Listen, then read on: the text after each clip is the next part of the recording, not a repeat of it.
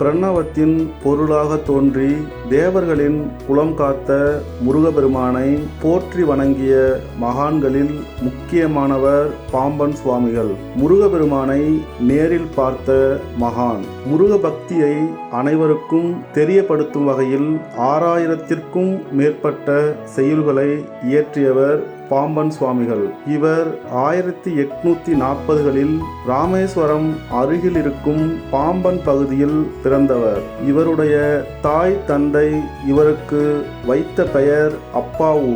சிறு வயதிலேயே ஞானம் படைத்த இவர் திருஞான சம்பந்தர், அருணகிரிநாதர் போன்ற மகான்களை முன்மாதிரியாக எடுத்துக்கொண்டு அவர்களுடைய வழிமுறையை பின்பற்றினார். பாம்பன் சுவாமிகள் தான் பிறந்த ஊரின் அடையாளமாக பாம்பன் சுவாமிகள் என்ற பெயரை வைத்து கொண்டார்.